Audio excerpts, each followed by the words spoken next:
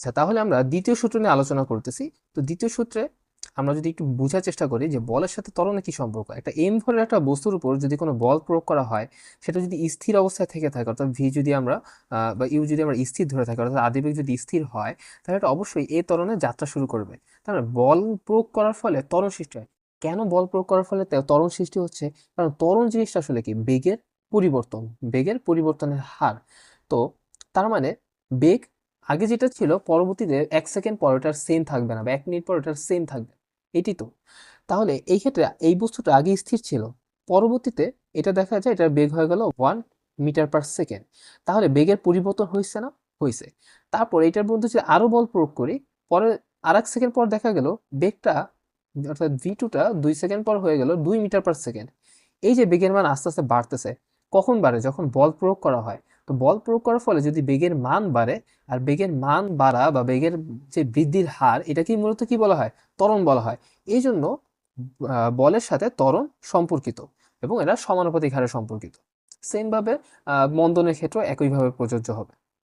আচ্ছা, তো যখনই আমি বল প্রয়োগ করাটা থামিয়ে দিব, তখনই কিন্তু আর কোনো ধরনের ত্বরণ কাজ করবে না, তখন এটা সমবেগে গতিশীল হওয়া শুরু করবে। ওকে। তো বলের সাথে আমরা ত্বরণের সম্পর্কটা আমরা বুঝলাম।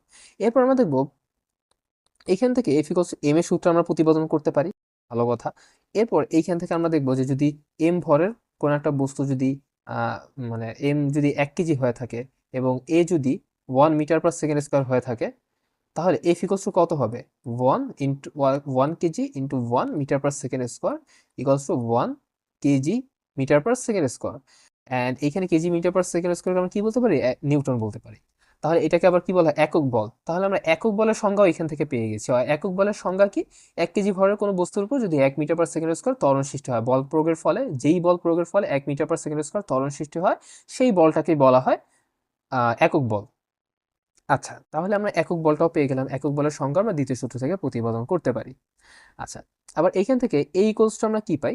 V minus U by T. তাহলে এইখান থেকে যদি আমরা এটাও প্রতিপাদন করতে পারি, F equals to M V minus M U by T. And এইখান থেকে আমরা এটাও বলতে পারি যে বল অর্থাৎ ফোর্স, ফোর্স হচ্ছে কিসের পরিবর্তনের হারের সমান? ভরবেগের পরিবর্তনের হারের সমান।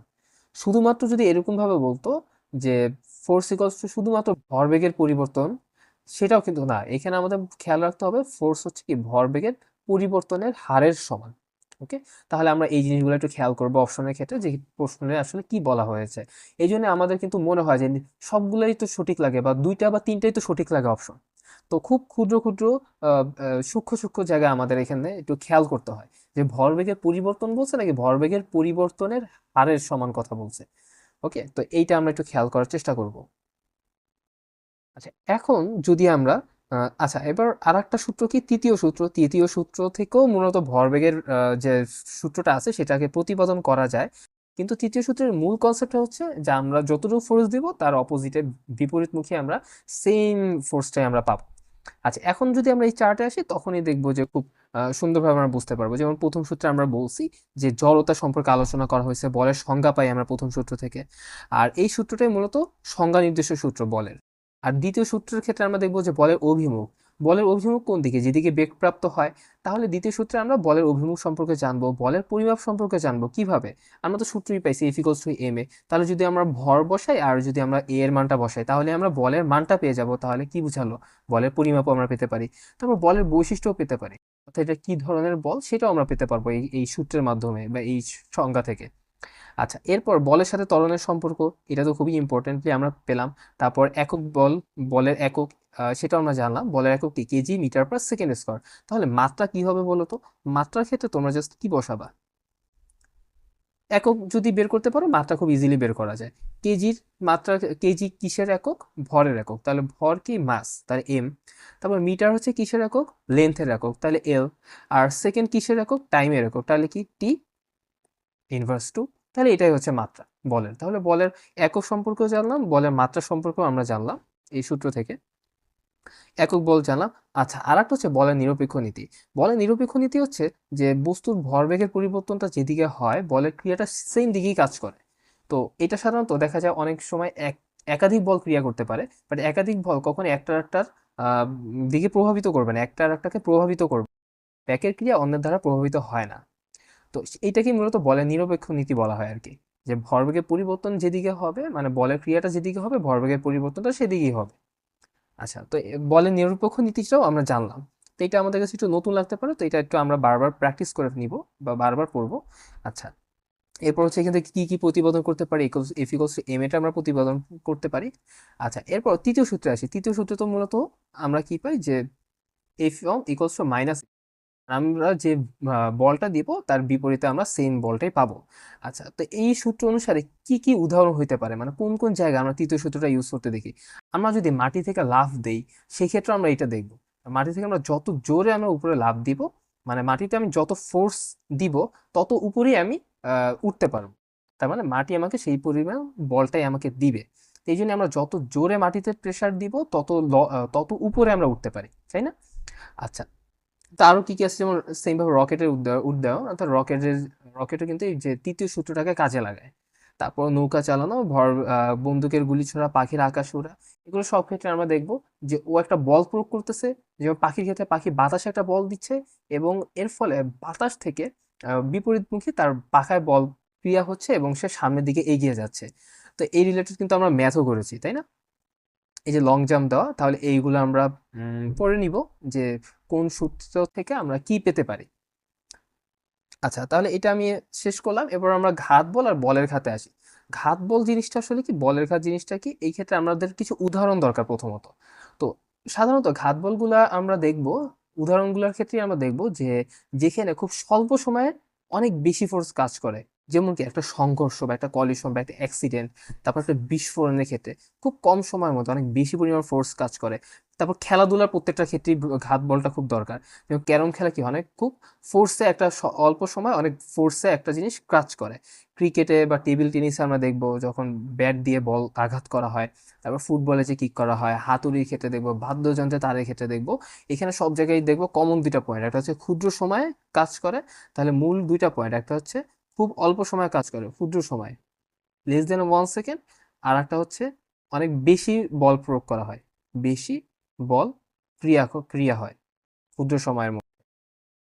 এই বলগুলাই হচ্ছে মূলত ঘাত বল, যেগুলো খুব অল্প সময় ক্রিয়া করে এবং অনেক অল্প সময় অনেক বেশি বল কাজ করে বা ক্রিয়া করে। আচ্ছা, তো ঘাত বলটা আমরা বুঝলাম। এখানে আর একটা এক্সাম্পল আছে, এই যে ইলেকট্রিক সুইচ অন অফ করা। আচ্ছা, তাহলে বলের ঘাত জিনিসটা আসলে কি? এই যে ঘাত বলটা আছে, অর্থাৎ এই যে অল্প সময় যে খুব বেশি বল কাজ করে, এই ঘাত বল। এবং এই ঘাত বলটা অল্প সময় যে বললাম, এই অল্প সময়টা আসলে কতটুকু সময়, সেই সময়টার গুণফলটাই হচ্ছে মূলত আমাদের বলের ঘাত। তাহলে আমরা যদি বসাই এখানে এফ টি ইকুয়ালস টু সময়, তাহলে আমরা দেখব এফ ইন্টু টি, তাহলে F T equals to M V minus M U by T, M V minus M. আচ্ছা, তো এইখানে আমরা দেখতে পাচ্ছি যে সূত্রে যদি আমরা প্রতিপাদন করি এইখানে, তাহলে দেখবো যে বলের ঘাতটা মূলত ভরবেগের পরিবর্তনের সমান। এখানে কিন্তু বলের ঘাত আবার ভরবেগের পরিবর্তনের হারের সমান না। বলের ঘাতটা হচ্ছে কি মূলত ভরবেগের পরিবর্তনের সমান, এখানে কিন্তু হার কথাটা আসবে না। আচ্ছা, তাহলে এই ক্ষেত্রে আমরা এই জিনিসগুলো একটু খেয়াল করব।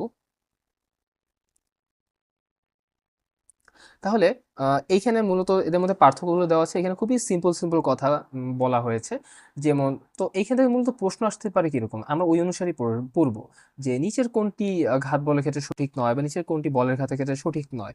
তো মূলত আমরা ঘাত বল যেটা আমরা বুঝবো, সেটা আমরা সাধারণ বল যেটা আমরা একটু আগে পড়ে আসছি সেইটাই, কিন্তু ক্রাইটেরিয়া কি, যে খুব অল্প সময়ের মধ্যে অনেক বেশি বল কাজ করতেছে, এই জন্য তার স্পেসিফিক ভাবে বলা হচ্ছে ঘাত বল। কিন্তু তার দেখবো যে একক, তার মাত্রা, এভরিথিং সমান। তো মূলত বলের ঘাটটা হচ্ছে ডিফারেন্ট। বলের ঘাটটা কি, বলের ঘাটটা হচ্ছে ভরবেগের পরিবর্তন। বলের ঘাটটা কি, ভরবেগের পরিবর্তন, এবং ঘাত বল এবং সময়ের গুণফল। এইটুকুই যদি আমরা মনে রাখি তাহলেই হবে। আচ্ছা, এই পুরো জায়গাটার মধ্যে মূলত এইটুকুই আলোচনা করা হয়েছে। তো তোমরা এখন একটু রিডিং দিলে আই হোপ তোমরা বুঝতে পারবে।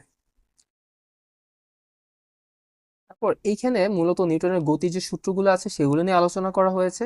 এগুলো নিয়ে আমাদের ম্যাথমেটিক্স আছে অনেক ধরনের। তো আমাদের এটা মূলত মেডিকেলের জন্য খুব বেশি একটা দরকার নেই। আমরা মূলত এরপর নিউটনের যে গতিসূত্রের ব্যবহারগুলো আছে, অর্থাৎ আমরা তৃতীয় যে সূত্রটা ছিল সেই তৃতীয় সূত্রের ব্যবহারগুলো একটু জেনে নেব। ওইখানে আমরা চার্টের মধ্যে দেখেছি অলরেডি যে যে ঘোড়ার গাড়ির চলাচল, তারপর নৌকার গুণ টানা, প্রত্যেকটা ক্ষেত্রে দেখবো যে পরস্পর বিপরীতমুখী বল কাজ করতেছে। তারপর অ্যাথলেটের লং জাম্প দেওয়া। তো এখানে আমাদের সূত্রগুলো প্রতিপাদনের দরকার নাই, F cos theta, F sine theta, এগুলো আমাদের জানার খুব বেশি একটা দরকার নাই। তো এখানে ব্যাখ্যাগুলো দিছে, তোমরা চাইলে ব্যাখ্যাটা পড়ে নিতে পারো। and যারা ভার্সিটি পরীক্ষা দিবা তারা অবশ্যই এই জিনিসগুলো তোমরা পড়ে নিবা। আর এখান থেকে যে সূত্রের প্রতিপাদনগুলো আছে, এই কনসেপ্টটা বোঝার পর তোমরা সূত্রের প্রতিপাদনটা তোমরা বের করে নিবে, কারণ এইখান থেকে তোমাদের বেসিক কনসেপ্টটা দরকার যে ম্যাথ, তাহলে তোমরা ম্যাথ সলভ করতে পারবে খুব ভালো। এখানে একটা জিনিস আমরা একটু পড়তে পারি আমাদের মানে মূলত মেডিকেল অ্যাডমিশনের জন্য, সেটা হচ্ছে এই সূত্রের প্রতিপাদনটা। এইখান থেকে মূলত রকেটের যে তাৎক্ষণিক ত্বরণটা আছে বা রকেটের যে বেগটা আছে সেইটা আর কি মূলত বের করা যায়। তো এইখান থেকে আমরা কতটুকু পড়বো যে এই সমীকরণ থেকে আমাদের লাভ কি, আমরা কি কি জানবো সেখানে, সেটা হচ্ছে রকেটে যদি আমরা ভর কমাই তাহলে ত্বরণ বৃদ্ধি পায়। তার মানে আমাদের আগে সূত্রটা তো আসলে বুঝতে হবে যে রকেটের ভর কমালে কেন ত্বরণ বৃদ্ধি পাবে। সাধারণত আমরা কি দেখছি যে এফ ইকুয়ালস টু কি এম এ, তাই না? তাহলে কি হওয়ার কথা, ভর যদি বৃদ্ধি পায় এই ক্ষেত্রে আমরা সূত্রটা একটু খেয়াল করি। এম এর সাথে আবার ত্বরণের কি সম্পর্ক, এফ বাই এ। তাহলে এম এর সাথে ত্বরণের সম্পর্ক কিন্তু ব্যস্তানুপাতিক। তার মানে ভর যদি বৃদ্ধি পায় তাহলে ত্বরণ অবশ্যই হ্রাস পাবে, আর ভর যদি হ্রাস পায় তাহলে ত্বরণ অবশ্যই বৃদ্ধি পাবে। এই সিম্পল কথাটা কিন্তু এখানে বলছে, রকেটের ভর যদি কমাই আমরা তাহলে ত্বরণ বৃদ্ধি পায়। এরপর বলছে রকেটের ত্বরণ যদি বৃদ্ধি করতে হয় তাহলে গ্যাস নির্গমনের হার বাড়াতে হবে। কেন?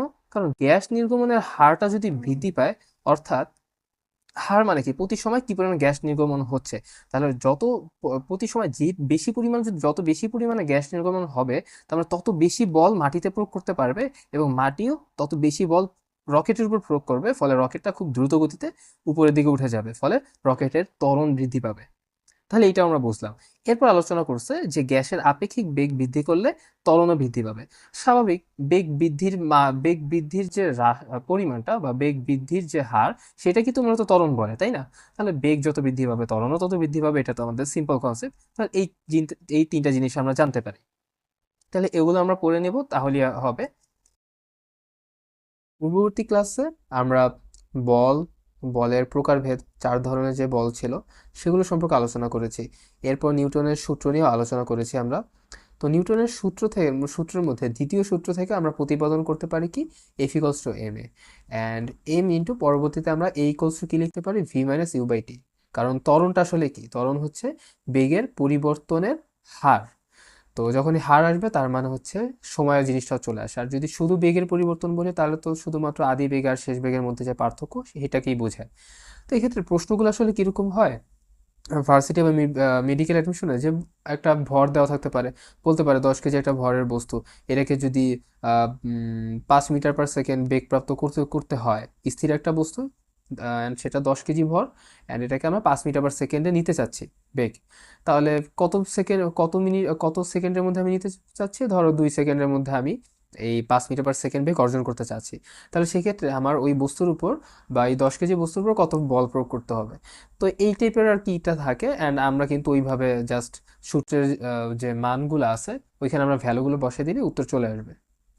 আচ্ছা, তো এরকম একটা ম্যাথ হয়। তারপর আরো ম্যাথ হয়, যেমন ভরবেগ। তো ভরবেগ জিনিসটা আসলে কি, ভর আর বেগের গুণফল, তাই তো? তাহলে ভরবেগ সমান সমান পি ইকুয়ালস টু আমরা লিখতে পারি এম ভি।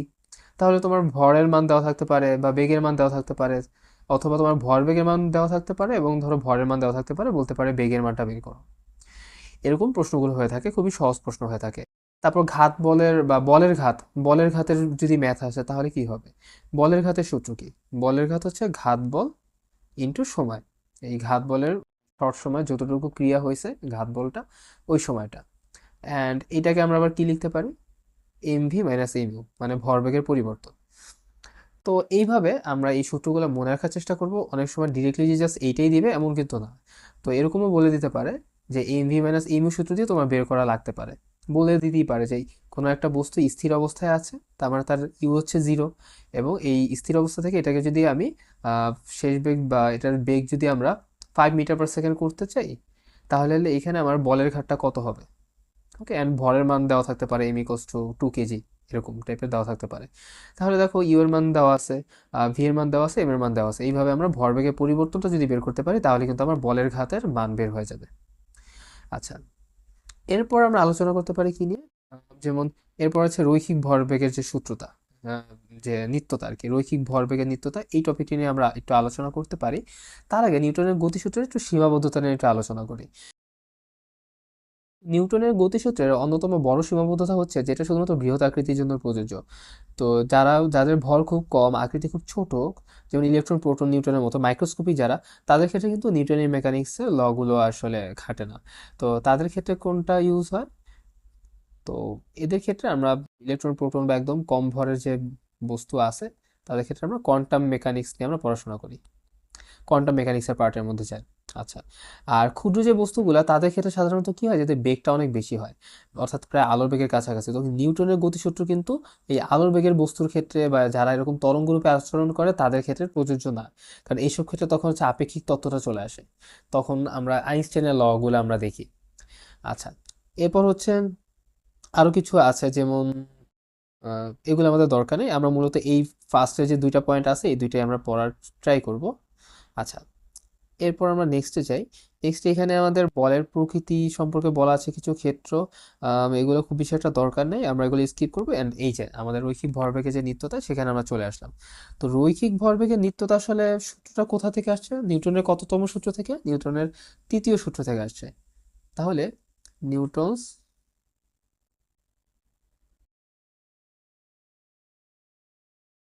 নিউটনস থার্ড ল থেকে আমরা এই রৈখিক ভরবেগের নিত্যতা সূত্র পাই। রৈখিক ভরবেগের নিত্যতা সূত্র। তো রৈখিক ভরবেগের নিত্যতা সূত্রটা আসলে খুবই সোজা, যে সংঘর্ষের পূর্বে আর সংঘর্ষের পরে মোট ভরবেগের সমষ্টি সমান থাকবে। সে পরে মোট সমান ভরবেগ সমান। তো সংঘর্ষের পূর্বে তো সাধারণত সংঘর্ষ হয় কয়টা বস্তুর মধ্যে? দুইটা বস্তুর মধ্যে সংঘর্ষ হয়। তো আমরা এইখানে চিত্রটাই দেখি। আহ, এই যে এই চিত্রটা দিকে যদি আমরা একটু খেয়াল করি, তাহলে সংঘর্ষ পূর্বে এর একটা ভরবেগ আছে, যেটা হচ্ছে এর ভর যেহেতু m1 এন্ড এটা u1 বেগে গতিশীল, তাহলে এর সংঘর্ষের পূর্বে এর ভরবেগটা কত? m1 u1। আবার এই বস্তুটা দ্বিতীয় বস্তুটার ক্ষেত্রে আমরা বলতে পারি সংঘর্ষের পূর্বে তার ভর হচ্ছে m2 এন্ড বেগ হচ্ছে u2, তাহলে তার ভরবেগ কত? m2 u2। এখন সংঘর্ষ হইলো, সংঘর্ষ হওয়ার পর কি হবে? যদি সংঘর্ষ হয় সেক্ষেত্রে তাদের মধ্যে অবশ্যই এখানে কলিশনের ক্ষেত্রে কি হয়? এনার্জির স্থানান্তর হয়, শক্তির আদান প্রদান হয়। সেক্ষেত্রে এখানে বেগের মানের কিছুটা পরিবর্তন আসবে, কিন্তু ভর তো সেমই থাকবে, ভর তো আর পরিবর্তন হবে না, ভর তো অলওয়েজ সেমই থাকে। কিন্তু এখানে তাহলে পরিবর্তন হবে কি আমাদের? বেগের মানটা। তাহলে আগে যে আমরা পেলাম m1 u1 plus m2 u2, তো এই ক্ষেত্রে বেগের মান যেটা আছে, এই বেগের মানটা কিন্তু পরবর্তীতে আর সমান থাকবে না, অর্থাৎ ইউ1 পরবর্তীতে এর যে বেগটা হবে সেটার কিন্তু এটা ইউ1 থাকবে না, এটা তখন নতুন একটা বেগ প্রাপ্ত হবে যেটাকে আমরা বলবো ভি1। আবার এই যে m2 ভরের বস্তুটা, তার সে যে ইউ2 বেগে গতিশীল ছিল, সে কিন্তু সংঘর্ষের পরে ইউ2 বেগে গতিশীল থাকবে না, সে পরবর্তীতে কি হয়ে যাবে? তার নতুন যে পরিবর্তিত বেগ হবে তার নাম হবে ভি2। ওকে, তাহলে বেগটা পরিবর্তন হবে এবং পরবর্তী যে নতুন বেগগুলো হলো তাদের নাম হচ্ছে ভি1 এন্ড ভি2। তো এই, তাহলে সেক্ষেত্রে সংঘর্ষের পরে এম1 ভরের বস্তুটার ভরবেগ কত? m1 v1 এন্ড m2 ভরের বস্তুটার ভরবেগ কত? m2 v2। তো আমাদের সূত্র অনুসারে কি হলো? সংঘর্ষের পূর্বে দুইটা বস্তুর যে ভরবেগের সমষ্টি, সংঘর্ষের পরে দুইটা বস্তুর ভরবেগের সমষ্টির সমান। তো এখানে শক্তির আদান প্রদান হয়, কিন্তু এখানে ভরবেগের যে সংরক্ষণ নীতি সেটা অনুসারে শক্তির কোনো লস হয় না। অর্থাৎ এমন হতে পারে যে এমন ভরের যে বস্তুটা, সেইখান থেকে শক্তি কিছুটা, শক্তি বলতে এখানে কি, যে বেগ, অর্থাৎ ইউ1 ভরের বস্তুটা ধরা যাক সে 5 মিটার পার সেকেন্ড বেগে গতিশীল ছিল, অ্যান্ড ইউ2 ভরের বস্তুটা সে 3 মিটার পার সেকেন্ড বেগে গতিশীল ছিল, আমরা ধরতে পারি। আচ্ছা, তো সংঘর্ষের পরে এরকম হইতে পারে যে সেই ক্ষেত্রে ভি1টা হয়ে যেতে পারে এরকম 3 মিটার পার সেকেন্ড, আর ভি2টা হয়ে যেতে পারে 5 মিটার পার সেকেন্ড। তার মানে কি হলো? শক্তির স্থানান্তর হয়েছে, বা একটা থেকে বস্তু থেকে আরেকটা বস্তুতে শক্তির স্থানান্তর হয়েছে, ঠিক আছে, কিন্তু পুরো সিস্টেমের মধ্যে কোনো শক্তির লস হয় নাই। তো এই জন্য এটাকে সংরক্ষণ নীতি বলা হয়। এই যে মোট রৈখিক ভরবেগ সংরক্ষিত বা অপরিবর্তিত থাকে, তাহলে এটাই হচ্ছে আমাদের আর কি মূল কনসেপ্ট শক্তির ভরবেগের সংরক্ষণ নীতির ক্ষেত্রে। তো এরকম কি কি ল আছে, যেমন যে কামান থেকে গোলা ছোড়া, মানে কি কি উদাহরণ আছে কামান থেকে গোলা ছুড়লে, তো এখানে ব্যাখ্যা দেওয়া আছে, ব্যাখ্যাগুলো তোমরা পড়ে ফেলবে।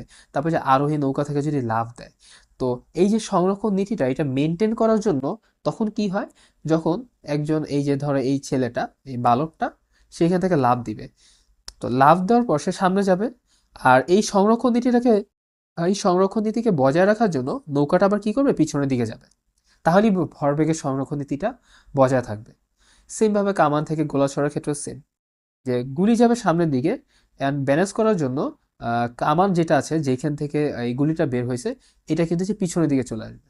ওকে, তাহলে গুলি যাবে সামনে এবং কামানটা কিন্তু একটু পিছনের দিকে চলে আসবে।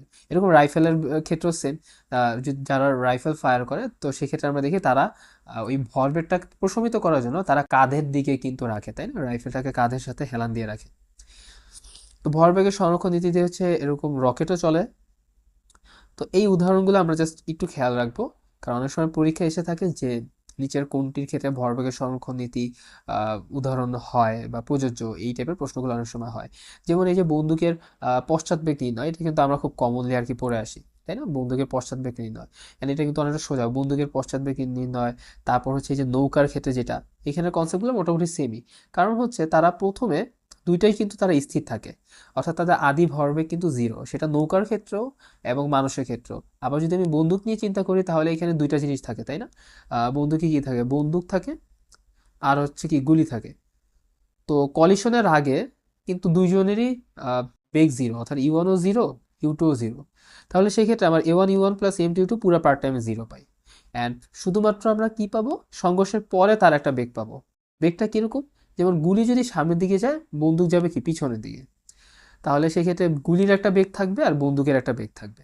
তাহলে সেক্ষেত্রে আমরা M1v1 প্লাস M2v2 এই পার্ট পাবো, আর এখান থেকে আমরা সূত্র থেকে আমরা বের করতে পারবি খুব সহজেই। আচ্ছা, তো আমি আর বিস্তারিত আর কিছু বললাম না এখানে। আর রৈখিক ভরবেগের নিত্যতা নিয়ে এইটুকু পড়লেই এনাফ। আর যদি পশ্চাৎবেগের সূত্রটা একটু জানা থাকে, এটা মুখস্থ করার দরকার নেই, প্রতিপাদন করলেই খুব ইজিলি করা যায়, প্রতিপাদন করে আমরা ম্যাথগুলো সলভ করতে পারবো। এই ছোট ছোট ম্যাথ আমরা বই দেখে কিছু ম্যাথ প্র্যাকটিস করার চেষ্টা করবো, মেডিকেল অ্যাডমিশন হোক বা ভার্সিটি অ্যাডমিশন হোক। তারপর এইখানে কিছু কিছু ধরো এই যে সূত্র টাইপের কিছু কথাবার্তা থাকে, এগুলো আমরা রিডিং করে রাখবো আর কি। যেমন এইখানে একটা আছে যে প্রতিক্রিয়ার একটি সমান ও বিপরীত প্রতিক্রিয়া আছে, তো এটা তো আমরা নিউটনের থার্ড ল থেকে জানি।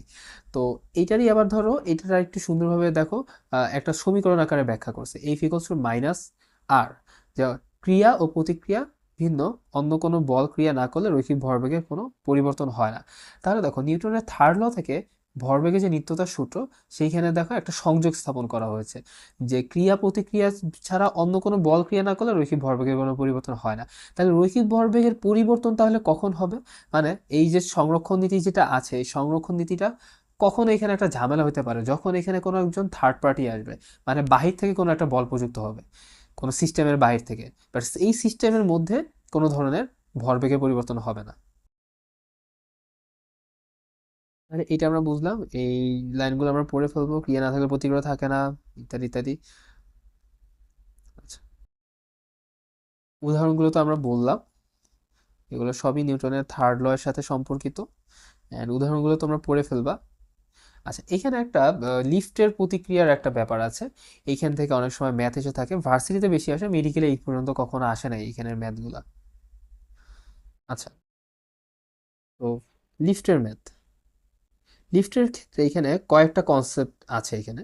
তো এইখানে লিফটের ক্ষেত্রে আসলে কিরকম আসতে পারে, যে প্রশ্ন এরকম হতে পারে যদি দেয় তারা, যে ধরা যাক আমরা একটা লিফটের মধ্যে আছি, প্রশ্ন এরকম হতে পারে যে ধরা যাক একজন ব্যক্তি সেই লিফটের মধ্যে আছে এবং লিফটটা উপরে উঠতেছে, তাহলে সেক্ষেত্রে সে কিরকম অনুভব করবে, সে কি ওজন শূন্যতা অনুভব করবে, নাকি ওজন কম অনুভব করবে, না ওজন বেশি অনুভব করবে, এই টাইপের প্রশ্ন থাকতে পারে, যে নিচের কোনটি সঠিক বা নিচের কোনটি সঠিক নয়।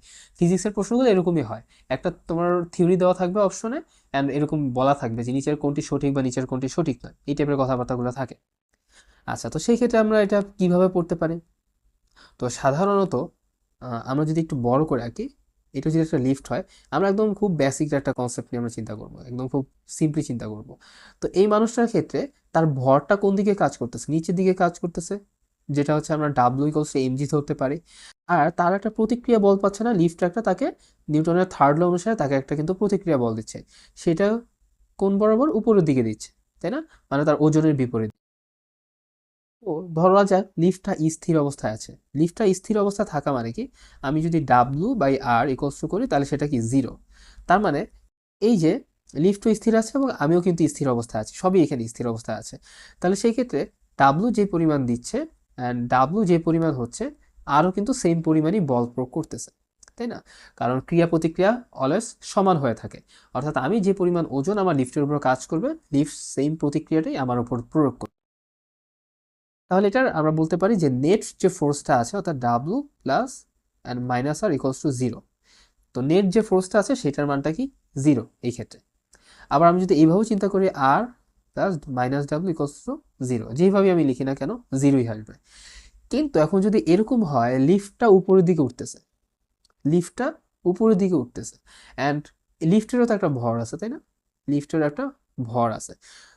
তো লিফটের ভরটাকে, লিফট টোটাল ভরটাকে আমরা এম ধরতে পারি, লিফট মানুষ সবকিছু মিলে। অ্যান্ড লিফটটা উপরে যে উঠতেছে, কত ত্বরণে উঠতেছে সেটাকে আমরা এ ত্বরণ ধরতে পারি। তো সেটাকে যদি আমরা এ ত্বরণ ধরি, তখন আমাদের সমীকরণটা আসলে কিরকম দাঁড়াবে? তখন আমাদের সমীকরণটা দাঁড়াবে যে এরকম, আর তো আর এর বিপরীতে ডাব্লু ক্রিয়া করতেছে, তাহলে ডাব্লুটা কিন্তু এখানে মাইনাস হয়ে যাবে, তাই না? আর মাইনাস, অ্যান্ড আমার আলটিমেট রেজাল্টেন্ট আমি কি পাচ্ছি? M A. আলটিমেট আমার রেজাল্টেন্ট ফোর্সটা আমি কি পাচ্ছি? এম এ পাচ্ছি। এ ত্বরণে উপরের দিকে গতিশীল হচ্ছে, এটা কিন্তু আর এখন 0 অবস্থায় নাই। এখন তোমরা বলতে পারো যে আমি কেন আর মাইনাস ডাব্লু দিলাম? আমি তো এখানে চাইলে ডাব্লু মাইনাস আরও দিতে পারতাম। কারণ হচ্ছে এই যে লিফটটা গতিশীল হচ্ছে, এটা কোন বলের দিকে গতিশীল হচ্ছে? আর অর্থাৎ প্রতিক্রিয়া বলের দিকে গতিশীল হচ্ছে। তাহলে সেক্ষেত্রে আমরা প্রতিক্রিয়া বল থেকে আমার ওজনটাকে মাইনাস করতে হবে। প্রতিক্রিয়া বল থেকে আমি ওজনটাকে মাইনাস করব। ক্লিয়ার? তো আমরা পরে আর একটা কনসেপ্ট দেখবো, যখন নিচে যাবে তখন আমাদের আরও জিনিসটা ক্লিয়ার হয়ে যাবে। তাহলে এখন সূত্রটা কি হতে পারে? আর মাইনাস ডাব্লু সমান সমান কি? এম জি, তাহলে ইকুয়ালস টু এম এ। আচ্ছা, এখন এখান থেকে আমরা যদি আমাদের ডাব্লুটা বা কোনটা আমরা বের করতে চাই, সাধারণত আমরা এখানে চাইলে ডাব্লু আরটা বের করতে পারি। তাহলে আর সমান সমান কি হবে? M A plus M G, and এমটা যদি আমি কমন নিই তাহলে আমার থাকবে কি? A plus G. তাহলে এখন দেখো তো আমাদের প্রতিক্রিয়া বলটা এই ক্ষেত্রে আমরা কি পাচ্ছি?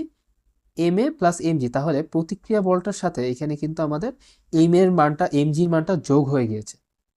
প্রতিক্রিয়া বলের মানটা এখানে আমার যোগ হয়ে গিয়েছে। প্রতিক্রিয়া বলের ক্ষেত্রে আমার এখানে ওজনের মানটা যোগ হয়ে গিয়েছে ত্বরণের সাথে। তো এই যে দুইটা জিনিস আমি একসাথে পাচ্ছি এখন, তাহলে এই যে এম এ বলে ত্বরণে উপরে উঠতেছে, এম এ বলে উপরের দিকে উঠতেছে, আবার এম জি হচ্ছে আমার একটা ওজন আছে, তাহলে আমি আমার যে নির্দিষ্ট ওজন তার থেকে আমি এম এ মানটা বেশি পাবো। কতটুকু বেশি পাবো? এম এ মানটা আমি বেশি পাবো আমার ওজনের থেকে, প্রতিক্রিয়া বল হিসেবে। অ্যান্ড আমি আসলে কি ফিল করি? আমি যেটা প্রতিক্রিয়া পাই সেটাই কিন্তু আমরা ফিল করি। তাহলে এখন চিন্তা করো তো, তাহলে লিফটে যদি আমরা উপরের দিকে উঠি, আমাদের এখন কি মনে হবে? আমাদের ভরটা বেশি মনে হবে, কারণ আমার প্রতিক্রিয়া বলটা বেড়ে গেছে। কতটুকু প্রতিক্রিয়া বল বেড়েছে? এম এ পরিমাণ প্রতিক্রিয়া বল বেড়েছে। যদি লিফটটা গতিশীল না হতো, স্থিরই থাকতো, তাহলে কিন্তু এখানে আর ইকোয়াস টু কি আসতো? এম জি আসতো, যে ওজন তার এবং ওজন এবং তার যে প্রতিক্রিয়া বল দুইটাই সমান। কিন্তু যখন এই লিফটটা এ ত্বরণ উপরে ওঠা শুরু করছে, তখনই আমার সাথে এই এম এ বলটা অ্যাড হয়ে গিয়েছে আমার প্রতিক্রিয়া বলের সাথে। তখনই আমি, আমার ওজনটা তখন মনে হবে যে আমার বেশি বেশি লাগতেছে, ভারী ভারী লাগতেছে। সেম ভাবে আমরা যদি চিন্তা করি, লিফটটা নিচের দিকে নামতেছে, লিফট নিচের দিকে নামলে তাহলে নিচের দিকে কোন বল কাজ করে? ওজনের মানটা কাজ করে। আর উপরের দিকে কোনটা কাজ করে? আর প্রতিক্রিয়া কাজ করে। তাহলে লিফটটা কত ত্বরণে নিচে নামতেছে? এ ত্বরণে নিচে নামতেছে। তাহলে আমরা এই ক্ষেত্রে সূত্রটা বের করতে পারি যে ওজন মাইনাস প্রতিক্রিয়া বল ইকুয়ালস টু এম। তো এই ক্ষেত্রে আমাদের আর এর মানটা কিরকম হবে, অর্থাৎ প্রতিক্রিয়া বলটা কিরকম হবে? এম এ মাইনাস ডাব্লু বা এম জি। তাহলে এই ক্ষেত্রে আমরা বলতে পারি M A minus M G. তাহলে এখন আমরা দেখি, যেইখানে আর ইকোয়ালস টু এম জি হওয়ার কথা ছিল, যদি সেটা স্থির থাকতো, এইখানে আমরা দেখতে পারতেছি যে এইখানে আমাদের এম এ থেকে এই এম জি মানটা বাদ হয়ে যাচ্ছে। তো এম এ থেকে যদি এম জি মানটা আমাদের আচ্ছা সরি, এখানে একটু ভুল হয়েছে, এখানে হবে এম জি মাইনাস এম।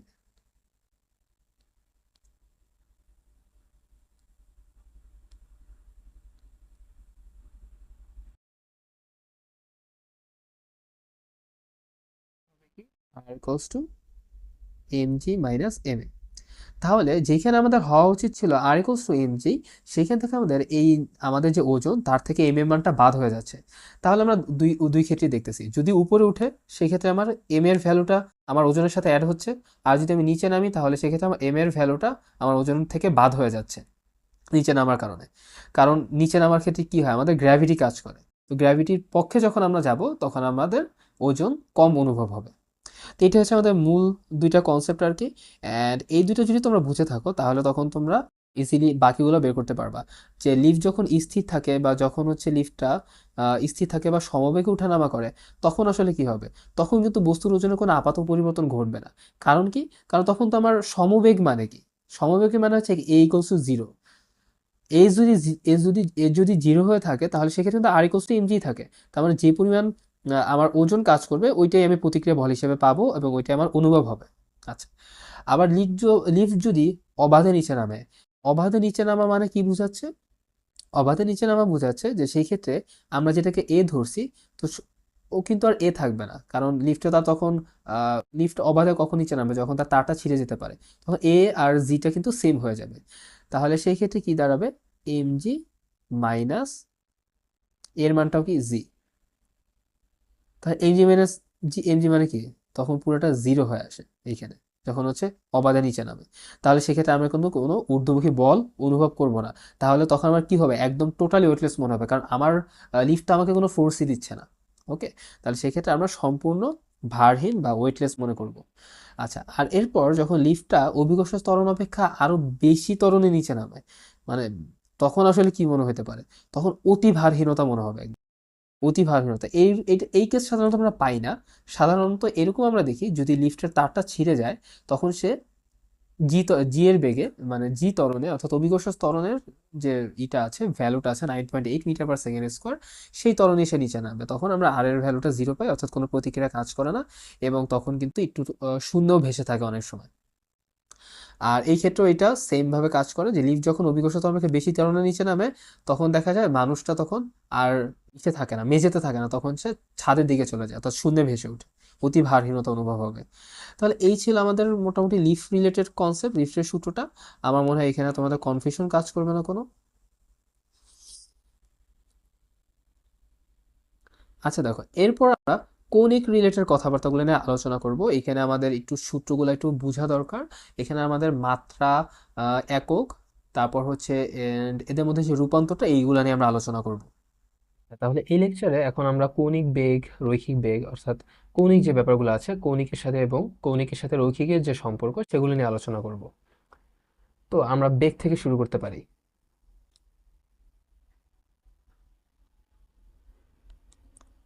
তো আমরা রৈখিকের সাথে কৌণিকের তুলনা করব। তাহলে আমাদের মোটামুটি আমরা খুব সহজেই এই জিনিসটা ব্যাখ্যা করতে পারবো।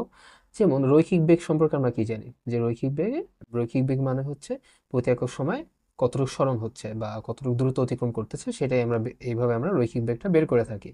তাহলে আমরা বলতে পারি দূরত্ব বাই সময়, এইটাই হচ্ছে রৈখিক বেগ। তো এই ক্ষেত্রে আমরা সূত্রটা কি দাঁড়াতো, V equals to S by টি।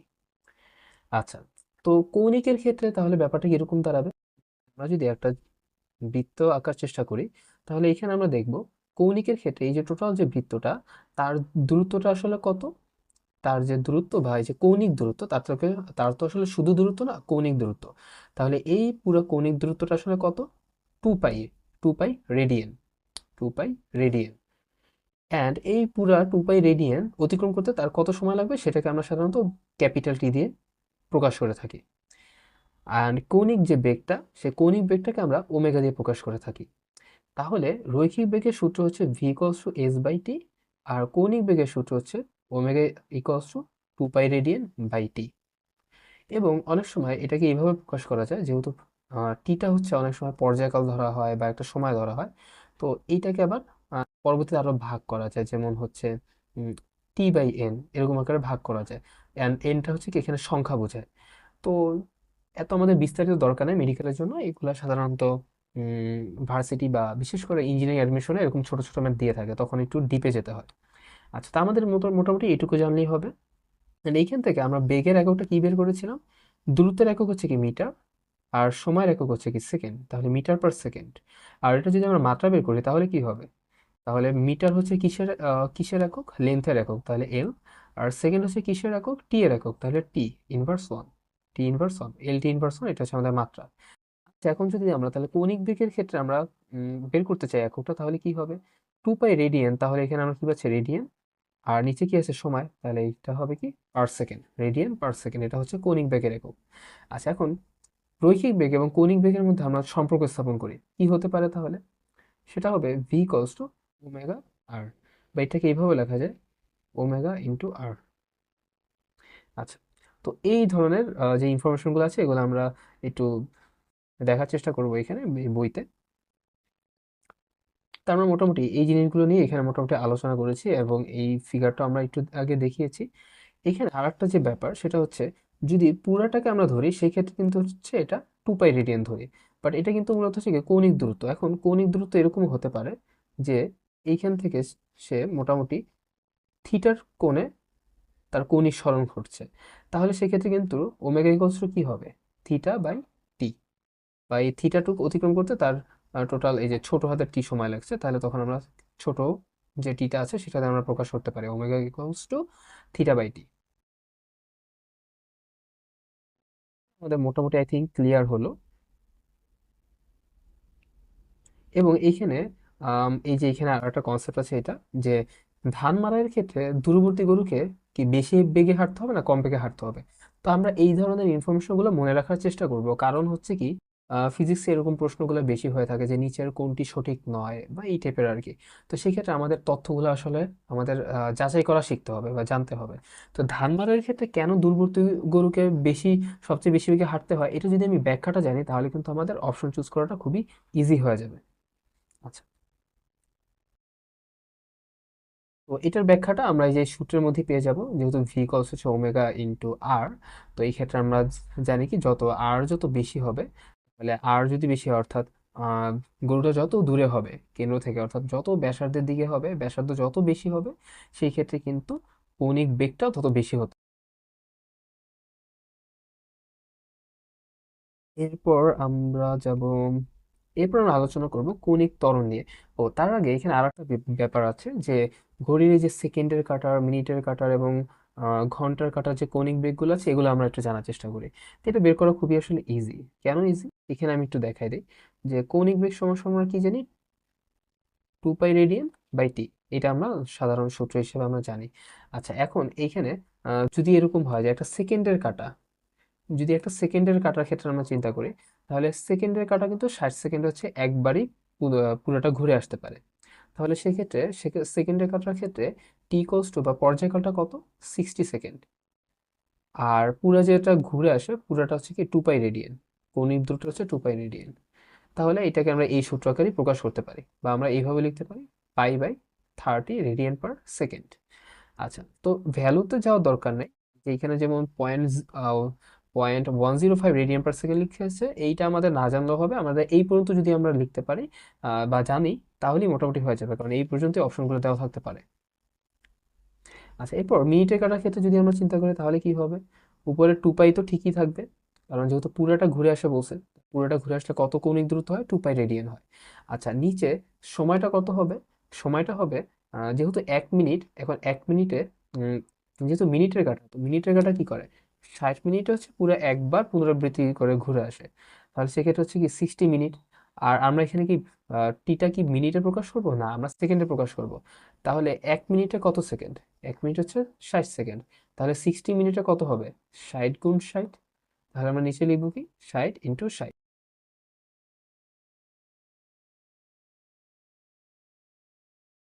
এখানে কত দাঁড়াবে, 2π/3600, অথবা পাই/1800 রেডিয়ান পার সেকেন্ড। সেম ভাবে তাহলে তোমরা ঘন্টার কাঁটাটাও পারবা। ঘন্টার কাঁটা পুরোটা একবার পুরো ঘড়িটা ঘুরে আসতে কত ঘন্টা লাগে, 12 ঘন্টা লাগে। 12 ঘন্টায় পুরো ঘন্টার কাঁটাটা একবার ঘুরে আসে, অর্থাৎ 2π রেডিয়ান দ্রুত অতিক্রম করে। তাহলে 12 ঘন্টা, আর 12 ঘন্টাকে আমরা যদি সেকেন্ডে প্রকাশ করতে চাই তাহলে কি হবে, এখন 12 ঘন্টার মধ্যে 1 ঘন্টা কত মিনিটে হয়, 60 মিনিটে। আবার 1 মিনিট কত সেকেন্ডে হয়, 60 সেকেন্ডে। তাহলে এইভাবে করে আমরা গুণ দিয়ে দিব, ফাইনালি আমাদের এরকম একটা ভ্যালু আসবে। তা আমরা মূলত এই যে এই ভ্যালুগুলা মনে রাখার চেষ্টা করব, অ্যান্ড মুখস্থ না করলে হবে, আমরা যদি জাস্ট এইভাবে ম্যাথমেটিক্সটা একটু বোঝার চেষ্টা করি তাহলে হবে। এবার আসি কৌণিক ত্বরণে। কৌণিক ত্বরণ জিনিসটা আসলে কি? রৈখিক ত্বরণের ক্ষেত্রে আমরা জানতাম যে বেগের যে পরিবর্তনের হার, অর্থাৎ শেষ বেগ থেকে আদি বেগ যদি আমরা বাদ দিই তাহলে কিন্তু আমরা বেগের পরিবর্তনটা পাচ্ছি। তাহলে বেগের পরিবর্তন আর যদি সময় দিয়ে ভাগ দিই তাহলে কি হার চলে আসে, তাহলে বেগের পরিবর্তনের যে হার সেটা কি ত্বরণ বলা হতো। আর রৈখিক ত্বরণের ক্ষেত্রে কি হবে? মোটামুটি সিমিলার, কিন্তু এই ক্ষেত্রে হবে কি রৈখিক বেগের মানে কৌণিক বেগের যে পরিবর্তনের হার। তাহলে কৌণিক বেগের যে পরিবর্তনের হার, এখন কৌণিক বেগটাকে আমরা কি বার দিয়ে প্রকাশ করতে পারি? ওমেগা দিয়ে। আর যেহেতু পরিবর্তনের হার, তাহলে সেক্ষেত্রে আমরা alpha equals to omega W divide by omega T দিয়ে প্রকাশ করতে পারি। এই এখন এদের মধ্যে আসলে সম্পর্ক স্থাপনটা কিরকম হবে? তো এ ইকুয়ালস টু হবে কি আলফা আর, বা আলফা ক্রস আর, এরকম ভাবে আমরা প্রকাশ করতে পারি। আচ্ছা, তো এটা হচ্ছে রৈখিক ত্বরণ এবং কৌণিক ত্বরণের মধ্যে সম্পর্ক। আর এককগুলো কি হবে? তো ত্বরণের একক সাধারণত কি হয়, যেহেতু উপরে বেগ আছে তাহলে মিটার পার সেকেন্ড, আর নিচে আর একটা সেকেন্ড আছে, তো ওভারঅল মিলে কি হবে? Metre per second square. তাহলে মাত্রা কি হবে? L T inverse two. তো এটা তো দেখিয়ে এসেছি যে কেন এলটি ইনভার্স টু আসে, তো আমি আর এটা ব্যাখ্যা করলাম না। এখন রৈখিক কৌণিক যে ত্বরণটা আছে তাহলে তার একক কি হবে? তো কৌণিক বেগের একক কি ছিল? কৌণিক বেগের একক কি ছিল? রেডিয়ান পার সেকেন্ড, তাই তো। আর নিচে কি আছে? আরেকটা সেকেন্ড, তাহলে টোটাল কি হবে? রেডিয়ান পার সেকেন্ড স্কোয়ার। এটা হচ্ছে কৌণিক বেগের একক। আচ্ছা, আর যদি মাত্রা হয়, রেডিয়ানের কোনো মাত্রা নেই, তাহলে মাত্রাটা আসলে কিসের দ্বারা প্রকাশ করা হবে? শুধুমাত্র টাইমের, তাহলে টি ইনভার্স টু। এটা হবে কৌণিক ত্বরণের মাত্রা। আচ্ছা, তো আমাদের এগুলো জাস্ট আমরা সূত্রটা মনে রাখবো। সূত্র, একক, উভয় দুইটা সূত্রের মধ্যে কি সম্পর্ক আছে, জাস্ট এইটুকু মনে রাখলেই হবে। এখানে আমরা দেখলাম যে রৈখিক ত্বরণ এবং কৌণিক ত্বরণের মধ্যে সম্পর্ক স্থাপন করা হচ্ছে, শুধুমাত্র আমরা ব্যাসার্ধ দিয়ে গুণ দিলেই মোটামুটি হয়ে যায়। রৈখিক ত্বরণ আর কৌণিক ত্বরণের মধ্যে সম্পর্ক স্থাপন হয়ে যায়। এখন এখানে একটা জিনিস আসলে খেয়াল করতে হয়, এখানে কিন্তু রৈখিক ত্বরণ সমান সমান কৌণিক ত্বরণ, তার সাথে ব্যাসার্ধটাকে আমরা গুণ দিই, তাই তো। কিন্তু এখন পরীক্ষায় তোমাদের কনফিউজ করে যে এরকম দেওয়া থাকতে পারে যে কৌণিক ত্বরণটা দেওয়া থাকবে আর এরকম দিয়ে দিবে রৈখিক ত্বরণ গুণ ব্যাসার্ধ, তাহলে এটা কিন্তু ভুল। তো এই জন্য এই জায়গাটা একটু খেয়াল রাখতে হবে যে আমরা কৌণিক ত্বরণের সাথে ব্যাসার্ধ গুণ দিলে আমরা রৈখিক ত্বরণটা পেয়ে যাব। আচ্ছা, এবার আসছে এখানে ভরবেগ নিয়ে কিছুটা আলোচনা করছে। তো আমরা রৈখিক ভরবেগ সম্পর্কে কি জানি?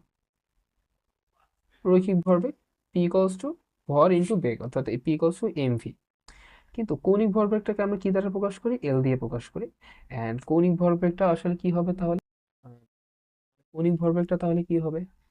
কৌণিক যে ভর, এখন কৌণিক ভর বলতে তো কিছু আসলে নাই, তাহলে কৌণিক ভর যেহেতু নাই, আমরা তাহলে কি জানি? কৌণিক ভরের জায়গায় আমরা বলতে পারি জড়তার ভ্রামক বলি। কৌণিক যে গতিশীল কোনো বস্তু, সেক্ষেত্রে আমরা কি পাই? ওই বস্তুটার ভরটাকে আমরা কি বলি? জড়তার ভ্রামক বলি। আর জড়তার ভ্রামকটাকে কি দ্বারা প্রকাশ করা হয়? জড়তার ভ্রামকটাকে জড়তার ভ্রামকটাকে আই দ্বারা প্রকাশ করা হয়। আর সাধারণ যে নর্মাল যে ভরটা, সাধারণ ভর, সেটাকে আমরা এম দ্বারা প্রকাশ করতাম। আচ্ছা, তো এই জন্য আমরা পেলাম আই। আর ভি তো আমরা রৈখিক বেগে ভি দ্বারা প্রকাশ করি, আর কৌণিক ক্ষেত্রে কৌণিক বেগটাকে আমরা ওমেগা দিয়ে প্রকাশ করি। তাহলে এল ইকোয়াস এখানে কি হবে? I omega. আচ্ছা, তো এটা গেল।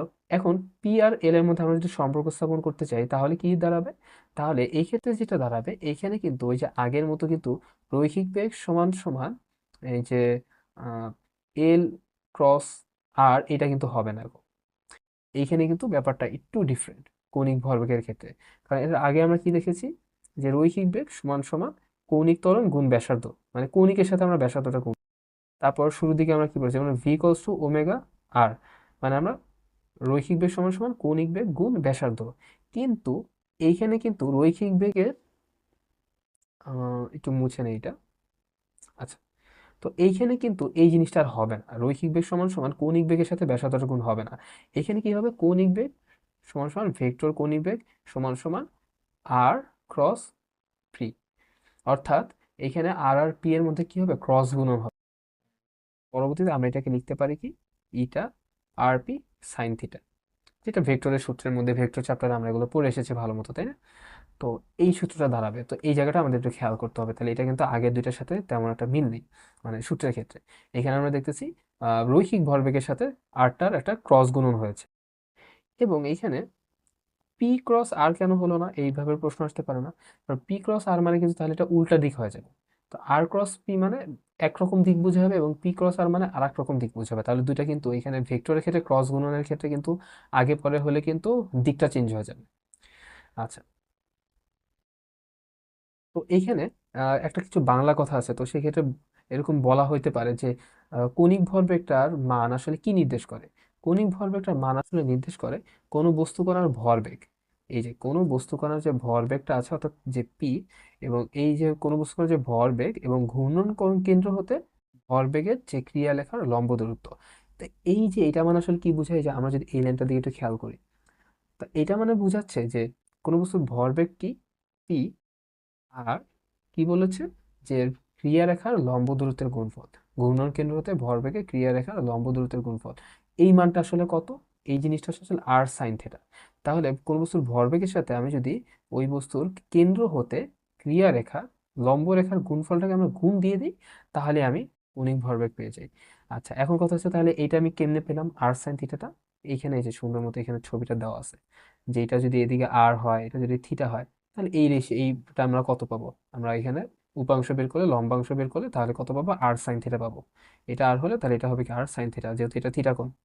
আচ্ছা, আর তাহলে এইটা যদি আমরা নিতাম তাহলে হতো আর কস থিটা, এটা হতো আর কস থিটা, আর এটা হচ্ছে কি আর সাইন থিটা।